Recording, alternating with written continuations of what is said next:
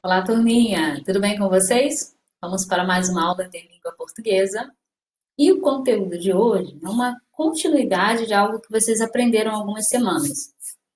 Vocês descobriram que existe um conteúdo chamado vozes verbais. Mas afinal, que vozes são essas? Vocês viram que é possível o sujeito ele aparecer na voz ativa, se apresentar, quando esse sujeito ele pratica a ação.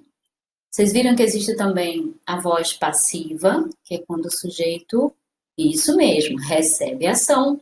E vocês viram que existe a voz reflexiva, lembra? Nós até falamos do reflexo de um espelho, que é quando o sujeito ele pratica e recebe a ação de forma simultânea.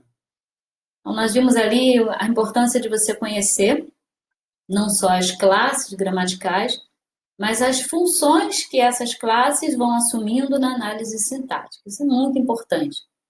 Vimos também que é necessário lembrar, né, de detalhes como, por exemplo, o que é uma preposição, já que na voz passiva ela aparece, a locução verbal, já que ela é presente nesse tipo de atividade.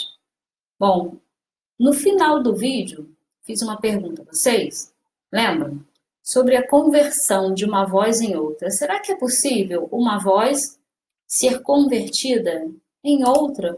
Será que a gente pode fazer essa mudança de vozes verbais? A nossa aula de hoje vai ser sobre isso. É uma aula bem rápida, porque é a continuidade de um exercício, de um estudo que vocês já começaram a fazer. Agora percebam que são conteúdos que, isso mesmo, eles se encaixam. Então, uma aula ela vai complementando a outra. Já sabe o que, o que são vozes verbais, hoje nós vamos ver se é possível ou não fazer a conversão. Sim, é possível fazer essa mudança. Pode-se dizer que é uma mágica. Mudança da voz ativa para passiva. Cuidado! Nós vimos que existem dois tipos de vozes passivas.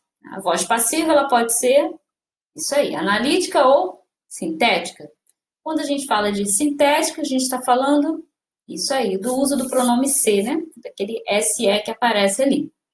Quando nós estamos falando de analítica, nós não precisamos do uso do pronome. Lembrando que a analítica aí relacionada à análise, à pesquisa. Mas vamos exemplificar? Como é que você faz para transformar a voz ativa, que é aquela em que o sujeito pratica a ação, para a voz passiva, em que o sujeito ele recebe a ação, e aí nós estamos falando de voz passiva analítica, não vamos ter aquele sujeito com o pronome se, por exemplo. Voz ativa, o sujeito pratica ação. Só para relembrar, a mulher colocou a máscara, como nós vemos na foto ao lado.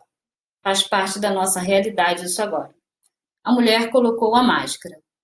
O meu sujeito é um sujeito agente, porque esse sujeito pratica ação. Temos a presença de um verbo transitivo direto. Opa, dica para a voz ativa. Eu já sei que eu tenho um verbo transitivo direto. Mas qual a importância de ter um verbo transitivo direto? É que eu sei que o meu objeto vai ser direto. Em seguida, eu tenho um objeto direto. Isso não acontece na voz passiva. Como é que eu transformo essa voz ativa para uma voz passiva? Exemplo, deixa eu diminuir aqui a minha imagem. Voz passiva analítica. O sujeito sofre a ação. A máscara foi colocada pela mulher. Opa, mudou o sujeito. Lembra? No exemplo anterior, a mulher coloca a máscara. A mulher era o sujeito. A mulher não é mais o sujeito da ação. Ela passa a ser agente da passiva, porque o meu sujeito é a máscara. Perceba que aquelas noções básicas que você tem de oração, sujeito, predicado, os objetos, tudo isso começa a fazer sentido quando você trabalha com vozes verbais. Como se fosse um quebra-cabeça, isso aí, sintático. Você vai montando, você vai vendo como é que as classes gramaticais vão ganhando força quando você percebe que elas têm funções sintáticas importantes. Aqui, a máscara foi colocada pela mulher.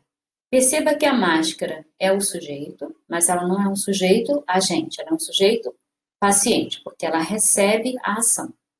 A ação é praticada pela mulher. Olha essa formação aqui. nós temos foi colocada. Lembra de locução verbal? Nós já tivemos essa aula também, quando eu tenho dois verbos funcionando como um. Isso. Locução verbal. Em seguida, eu tenho pela mulher. Começo com uma preposição. Lembra da importância que nós vimos lá na voz ativa agora? Verbo transitivo direto. Eu sei que o próximo elemento vai ser o meu objeto direto. Aqui isso não acontece. A máscara foi colocada pela mulher. Pela mulher está complementando isso aí. O verbo. No caso aqui, a locução verbal foi colocada. Então, funcionaria como um objeto indireto. Aí eu tenho agente da passiva. Por que agente da passiva? Porque é a mulher quem pratica a ação de colocar a máscara. Mas como ali a mulher não é o meu sujeito, eu vou chamar de agente da passiva. Ficou claro? Viram a diferença? Então, primeiro exemplo, a mulher coloca a máscara, a voz ativa. Segundo exemplo, a máscara foi colocada pela mulher, ou a máscara é colocada pela mulher. Perceba que algo acontece quando você converte uma voz para outra. O que é? Dê uma olhadinha aí. Linda foto, né? Isso aí. Lagarta, borboleta. A conversão da voz ativa para a voz passiva modifica a função sintática. Vocês com certeza perceberam isso. Quando vocês mudaram da voz ativa para passiva, perceberam que é como se fosse uma dança das cadeiras? Os termos ali, eles mudaram de lugar. Da voz ativa para passiva, você tirou o sujeito passou a ser agente. A mulher era sujeito na voz ativa, passou a ser agente da passiva na segunda oração. A máscara, isso aí, que era o objeto direto na voz ativa, na voz passiva passou a ser o meu sujeito, mas um sujeito paciente, porque sofreu ação. E o verbo? O verbo que era um verbo transitivo direto na primeira oração, na segunda eu percebo ali uma locução verbal, e para essa locução verbal eu usei um objeto direto iniciada por preposição.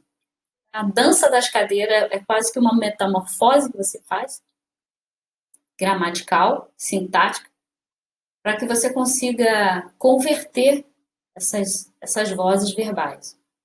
Mas, afinal, quando você usa uma voz e quando você usa outra? Isso vai depender da intenção do seu discurso. Nós temos uma videoaula que fala sobre intencionalidade discursiva. Então, a intenção do seu discurso é que vai ditar que tipo de voz que você pode ou que você deve usar. Pois tente assistir um vídeo depois do outro. Assista o vídeo sobre vozes verbais e, na sequência, esse da mudança das vozes verbais. Repararam que nós colocamos aqui? Eu deixei disponível poucos exemplos mesmo, de propósito. Por quê? Porque a ideia é que vocês ampliem esses exemplos. Tentem agora vocês fazer a conversão da voz ativa para a voz passiva. Vocês vão usar a criatividade. Crie outras frases primeiro. Como é que funciona isso? Primeiro na voz ativa. Vocês vão criar outras frases. Ah, professora, o que é voz ativa mesmo? O sujeito pratica a ação, ok? O rapaz ou o menino ligou o computador. Voz ativa. O menino jogou a bola. Voz ativa. A menina comprou o livro. Voz ativa. A menina telefonou para a amiga. Voz ativa. Depois de montar as frases na voz ativa, vocês vão fazer a conversão para a voz passiva analítica. Lembrando que, ao modificar uma voz verbal para outra, vocês vão ter uma alteração das funções sintáticas desses termos dentro da oração. É como você com certeza não é só filho, você também é aluno, você também é primo de alguém, é sobrinho de alguém. Então, assim como nós exercemos funções diferentes na gramática, na sintaxe, as palavras, os termos também desempenham funções diferentes de acordo com o objetivo, com o contexto ali da oração. Experimentem, ok? Nas próximas aulas nós veremos um outro aspecto da análise sintática. Estou ansiosa para ver os exemplos de frases que vocês criaram. Tentem fazer a conversão e vejam se essa relação de sentido ela pode ser usada nesta ou naquela situação. Afinal, em que situação você usa a voz ativa? Em que circunstância você usa a voz passiva? Faz diferença uma voz para outra? Faça uma pesquisa sobre o assunto e traga as informações para nós, ok? Nos vemos nas próximas aulas. Beijão para todos. E assistam novamente o vídeo sobre vozes verbais.